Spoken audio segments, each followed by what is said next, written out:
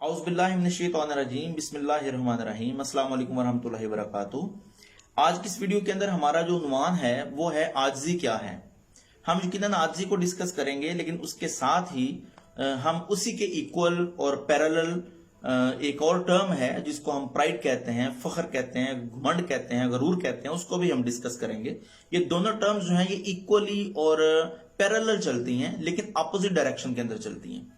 ये जो आजिज़ी है, इंकसारी है, ये पॉजिटिव कॉनोटेशन है, और उसके ही मुकाबले में जो प्राइड है, घमंड है, फख्र, गुरूर है, वो नेगेटिव कॉनोटेशन है। लेकिन ये दोनों इक्वली चलती हैं, लेकिन अपोजिट समत में चलती हैं। तो हम पहले बात करेंगे आजिज़ी जो है वो क्या है। तो आजिज़ी को अगर हम इस टर्म को डीकोड करें, इसको सलीस करने की कोशिश करें, तो यही है कि एक ऐसा शख्स जिसको अल्लाह ताला की जात ने इख्तियारात दिए हैं, काबिलियत दी है, सलाहियतें दी हैं, अगर तो वो अपनी जात को हकीर जानता है, अपनी जात को छोटा मानता है और उसके अंदर कोई गरूर तकब्बुर नहीं आता, तो फिर यकीनन वो आजिज है। अब देखना यह है कि वो किसके सामने आजिज है। ये तीन दर्जे हैं। एक ऐसा शख्स है जिसको अल्लाह ने सलाहियतें दी हैं और वो अपने लेवल के जो लोग हैं, अपने मर्तबे के जो लोग हैं, उनके साथ उसका एटीट्यूड, उसका रवैया क्या है, और अपने से लोअर जो लोग हैं या इंफीरियर जो लोग हैं उसके निस्बत उनके साथ उसका रवैया क्या है। क्योंकि ये जो इंसान है ना, ये तो है वो दर्जा, ये वो शख्स है जो इज्जत मर्तबे के अंदर, स्टेटस के अंदर और सलाहियतों के अंदर उस शख्स से ऊंचा है। इसके आगे तो वो यकीनन आजिज़ी और इंकिसारी बरतेगा ही। अब देखना यह है कि अपने बराबर के लेवल के लोगों के साथ और अपने से लोअर लेवल के जो लोग हैं उनके साथ उसका एटीट्यूड क्या है। क्या उसकी जुबान से, उसके फेल से, उसके कॉल से, उसकी जुबान से किसी की दिल शिकनी तो नहीं हो रही है। क्या वो अपने इख्तियारात का नेगेटिव इस्तेमाल तो नहीं कर रहा है, मिसयूज तो नहीं कर रहा है। अगर तो इन दोनों के साथ उसका एटीट्यूड पॉजिटिव है और ये दोनों तबके के लोग उससे मुतमईन है, तो फिर वो यकीनन समझे कि वो आजिज़ी के लेवल पे ही है। लेकिन अगर इन दोनों के साथ उसकी जो रोजमर्रा जिंदगी के जो मामलात हैं वो ठीक नहीं है, इनको वो इंफीरियर समझता है और कमतर समझता है और अपनी जुबान से, किरदार से इनकी दिलशिकनी करता रहता है, तो वो यकीनन तकब्बर की कैटेगरी के अंदर आया हुआ है। और जो तकब्बर है वो अल्लाह ताला की जात फरमाती हैं कि तकब्बर जो है वो मेरी चादर है। जिस शख्स ने इसको ओढ़ने की कोशिश की, यकीनन वो दुनिया में भी जलील ख्वार होगा और आखिरत के अंदर भी उसका कोई हिस्सा नहीं है। तो बशरी तकाजे के मुताबिक अगर हम देखें तो दुनिया के अंदर एक ऐसी शख्सियत आई है कि जिसको अल्लाह ताला की जात ने इतनी ज्यादा खूबियों से, सलाहियतों से, मोअज़्ज़ात से नवाजा है, और वो है नबी अकरम सल्लल्लाहु अलैहि वसल्लम। देखें अल्लाह ताला के जो नबी हैं उनको अल्लाह ताला की जात ने क्या क्या इख्तियारात दिए हैं कि इशारा करते हैं तो चांद जो है उसको दो टुकड़ों में तकसीम हो जाता है। हाथों के अंदर कंकरियां पकड़ी हुई हैं, तो अल्लाह ताला के हुक्म से वो कंकरियां जो हैं वो कलमा पढ़ना शुरू कर देती हैं। और अल्लाह ताला की जात ने अपने नबी को एक और मोअज़्ज़ा दिया या एक और इनायत की, एक और इख्तियार दिया कि अपना लुआब मुबारक जो है एक कड़वे कुएं के अंदर डालते हैं और कड़वे कुएं का जो पानी है वो मीठा हो जाता है। और इससे बढ़कर क्या है कि फरिश्तों के जो जलीलुल कद्र फरिश्ते हैं, हजरत जिब्राइल अलैहिस्सलाम, वो जनाब अल्लाह की तरफ से आसमान से जमीन पे, जमीन से आसमान पे एक सही मानों में दौड़े लगी हुई हैं उनकी वही की सूरत में। तो इससे बड़ा प्रोटोकॉल और इज्जत क्या हो सकता है कि फरिश्तों का जो सरदार है वो पूरे का पूरा कुरान पाक जो है जमीन के ऊपर नबी करीम सल्लल्लाहु अलैहि वसल्लम के सीने अतहर के अंदर उतारने के लिए आता है। और इससे बढ़कर ये कि अल्लाह ताला के नबी को इतना स्टेटस, इतना प्रोटोकॉल दिया कि रहमतुल आलमीन का जो टाइटल है वो भी नबी करीम सल्लल्लाहु अलैहि वसल्लम के हिस्से में आ गया।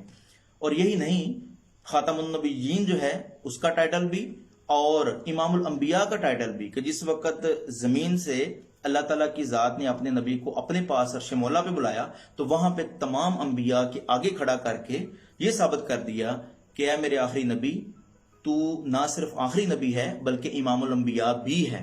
तो फिर मुझे ये बताइएगा, इतनी ज्यादा इनामात जिस शख्स को मिले, तो फिर मैं ये समझता हूं कि उसके अंदर तो बहुत ज्यादा तकब्बर और गुरूर आ जाना चाहिए। लेकिन ऐसा नहीं है। वो एक ऐसी शख्सियत है जो हमारे लिए मशअल राह है और हमारे लिए सही मानों में एक रोल मॉडल है। तो उनकी जिंदगी का अगर मुताला करते हैं तो इतनी ज्यादा प्रोटोकॉल, इज्जत, इख्तियारात अल्लाह की तरफ से मिलने के बावजूद ان کا زندگی کے اندر کیا طرز عمل ہے کہ جس وقت فتح مکہ ہوا، اور فتح مکہ ایک ایسا دن تھا کہ جس دن صحیح معنوں میں اللہ کے نبی کی فتح تھی. وہ لوگ جو پتھر برسایا کرتے تھے، وہ لوگ جو طرح طرح کی تکالیف اور اذیتیں دیا کرتے تھے، اللہ تعالیٰ کے نبی نے ان تمام کو معاف کر دیا.